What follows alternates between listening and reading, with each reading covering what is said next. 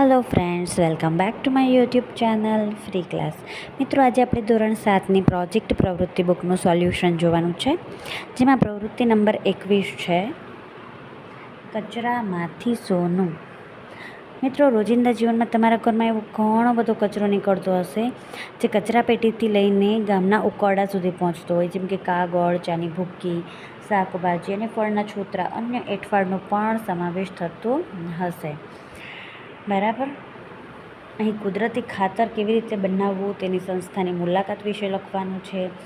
આ ઉપરાંત કુદરતી ખાતરના ફાયદા અને કૃત્રિમ ખાતર જે છે એના ગેરફાયદાની પણ નોંધ કરવાની રહેશે।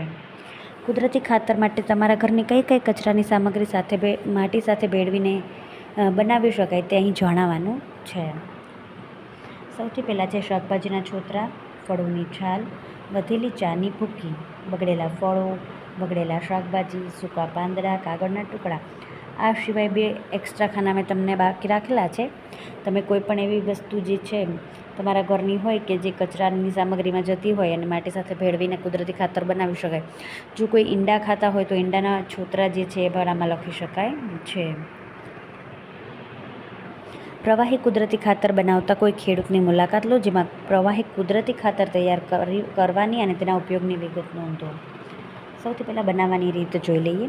ગાયનું છાણ, ગૌમૂત્ર, ગોળ, ચણાનો લોટ, ખેતરની માટીને પાણીમાં મિશ્ર કરીને થોડા દિવસ સુધી રાખવામાં આવે છે અને તેનો ઉપયોગ શું કરવામાં આવે છે મિત્રો? તો કે આ મિશ્રણને પાણી સાથે ભેળવીને પાકને પિયત તરીકે આપવામાં આવે છે। સામેના પેજ પર જોઈ લઈએ।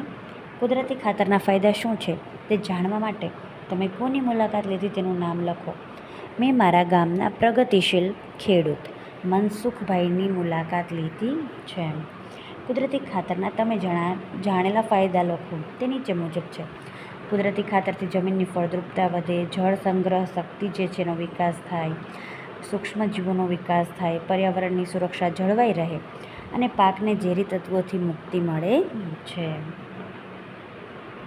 કુદરતી ખાતરથી શું નુકસાન થાય છે તે જણાવો, તે નીચે મુજબ છે। તો કે તેનાથી જમીનનું બંધારણ છે તે બગડી જાય છે। કૃત્રિમ ખાતરથી જળ પ્રદૂષિત થાય છે।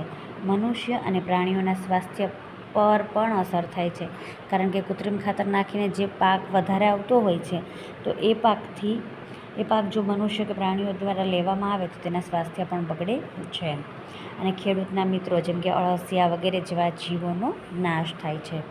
મિત્રો, અહીંયા પ્રોજેક્ટ પ્રવૃત્તિની આ પ્રવૃત્તિ પૂર્ણ થઈ છે। હવે ફરી મળીશું નવા વિડીયોમાં। Thank you friends.